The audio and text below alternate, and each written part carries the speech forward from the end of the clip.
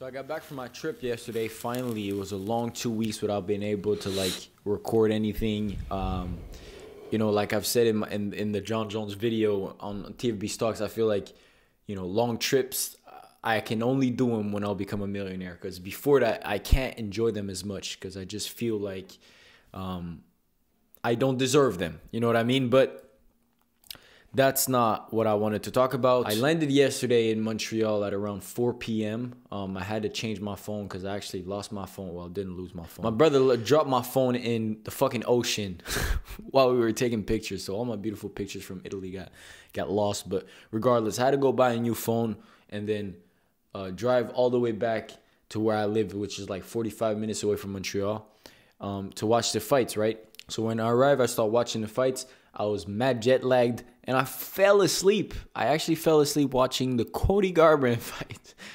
Of all fights, it had to be that one because goddamn it was boring. Cody did his thing. He kind of moved around.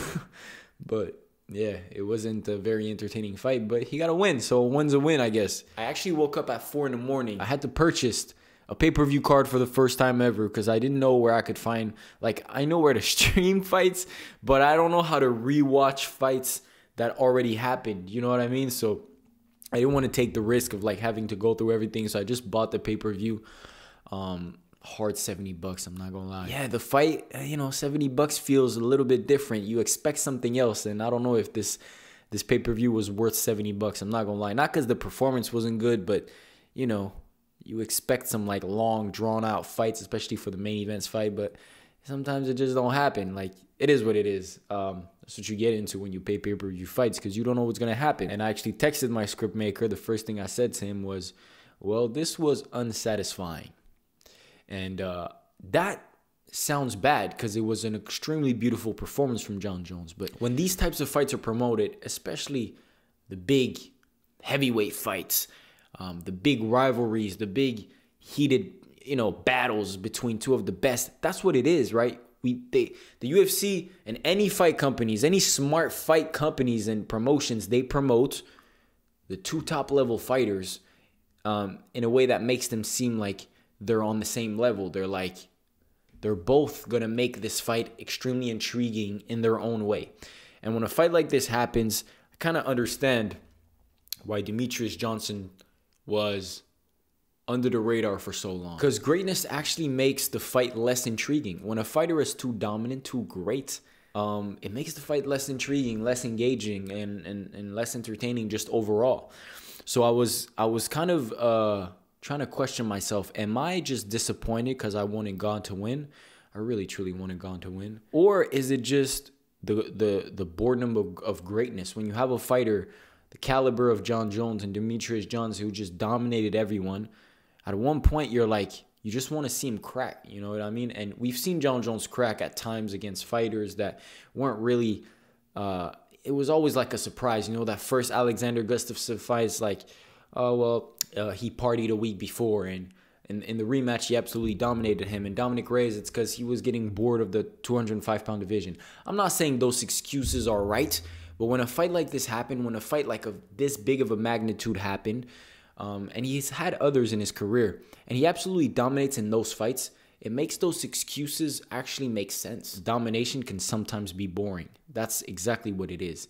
And it's a product of the marketing and promotion tactics behind it all, because that's what we do. Even me, I promote fights in some ways, especially on the main channels when I do all these deeper dives and videos on upcoming fighters. I promote fights in a way. And the way to promote fights, Promotion 101, is just make the two fighters seem as big as possible so that it seems like there's no possible outcome. There's no outcome that you can already set in your head, right? That's why prediction videos are so difficult to do on the UFC, because you never know. But with John Jones, it seems like as much as we fucking pick against him, he just always end up coming out on top. I also came out of this fight thinking a lot about the fact that John Jones, obviously, that was a great performance, but he didn't really have a lot of time to showcase whatever he worked on or his greatness in any way. He just really bullied Ciryl Gane for a few seconds and choked him, in a weird submission, right? So it's you have to raise the question, was John Jones extraordinary or Ciryl Gane just very ordinary? because it might be a mix of both. And I don't want to take anything away from Jon Jones' performance, but, you know, Ciryl Gane really disappointed. And that's coming from a guy who actually really wanted Ciryl Gane to win. I'm French. I kind of relate to him. Like, not French from France, but I speak French and whatever. I understand this dude. So it's like, he just seems like such a likable dude. Like, every time he was getting booed this week, Ciryl Gane, I'm like, well, why the fuck are you booing Ciryl Gane? How can you hate Ciryl Gane? I don't understand it. The dude is likable as fuck. Never try to look for beef. It's just himself. Tough as fuck. And never complains about anything. Like, how can you hate a guy like that? So I guess all of this just made me want to see Ciryl Gane win even more. So truly loved him. But there was a big disappointment in his performance where you knew this was coming. You knew there was going to be a big threat, and you still couldn't stop it. You still couldn't even do, you know, not even just stop it. Just make yourself, give him a fight, and he couldn't do it. It resembled a bit that Chael Sonnen fight back in the day. Like a very, very intense Jon Jones just pushing him up against the fence. Obviously, even in that Chael Sonnen fight, it seemed like there was a little bit more of a challenge. Ciryl Gane really didn't do much, and that just goes to show grappling, how grappling, wrestling, jiu-jitsu, all that stuff is extremely important in MMA. Because if you don't have it, you don't have that takedown defense, that grappling defense, that clinch defense. If you don't know how to properly get away, man, your striking ain't gonna do nothing. So was it Ciryl Gane being ordinary, or was it Jon Jones extraordinary? I don't know. Probably, like I said, probably a mix of both. And as we move forward, obviously, Jon Jones talked about fighting Stipe Miocic. He was in the crowd. It was a whole big thing. And I think Jon Jones' call-out was amazing, right? Jon Jones never really... It's never like those corny call-outs. It's always a little witty. It's always a little fun. He challenges the opponent, and it's not too funny and respectable either, right? Do you want to see me beat Stipe Miocic? That's fun. That's challenging, right? But who actually wants to see that fight?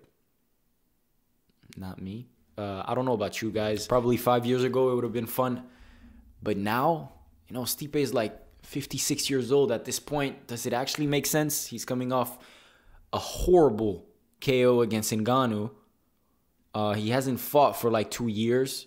What do we make of this fight? I truly believe that the matchups at 205 for Jon Jones are way more exciting. I'm not saying anybody will beat him, but I'm saying probably Jiří Procházka, Jamal Hill, those dudes would probably give him a much better fight than Stipe or any other heavyweights would, to be honest. Like, Jon Jones is a different beast at heavyweight, and like I said, I don't see anybody giving him any troubles. Probably maybe the biggest troubles that he can have is Curtis Blades, or a guy with a little bit of takedown defense and extreme power.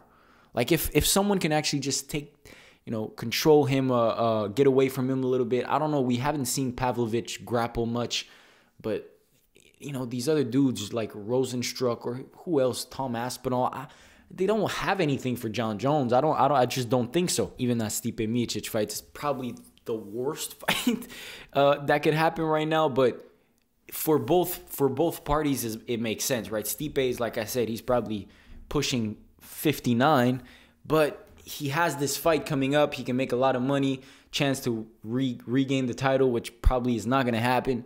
But it's the best fight that he can take, right? And for Jon Jones, even though there's more fun fights to make at 205, why would he do that? He already, eliminated that division completely. He buried that division, and he has an easier fight for bigger stakes at heavyweight, because you can call Stipe Miocic the heavyweight GOAT. You can add him to your resume, and it makes even more discussion as the GOAT for your resume, basically for your career. But it's like the Jake Paul route, right? You're fighting a dude pushing 79, so it's like at one point it's becoming like it doesn't make more sense. But yeah, I guess the UFC is still gonna go with that one. Doesn't make sense to a lot of people. I don't think a lot of people want to see it, but it just makes sense for the fighters. And I'm not gonna be that dude like trying to like push away from me, because it's like, if it makes sense for both fighters, they're gonna make some good money. It is what it is.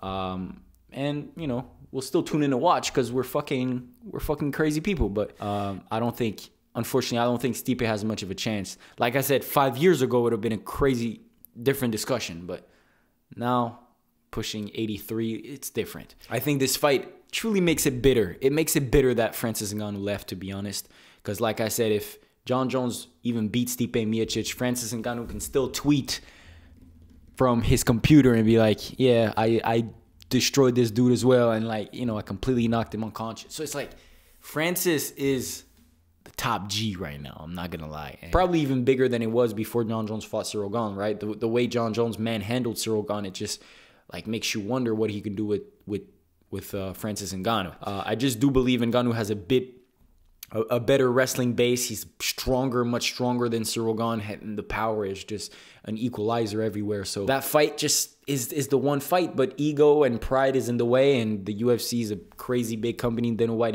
has big ego, just like Ngannou as well. And I don't think, you know, to be honest, it's never going to happen because it's already done. But I feel this fight at UFC 285 just made the Ngannou versus John Jones fight an even bigger what if. I know people want to see that fight even more now, so it really is annoying.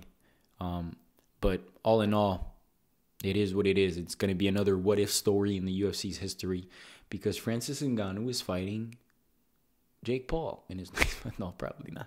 Probably Deontay Wilder or some shit. It's still going to be good, but John Jones and Ngannou would have been better.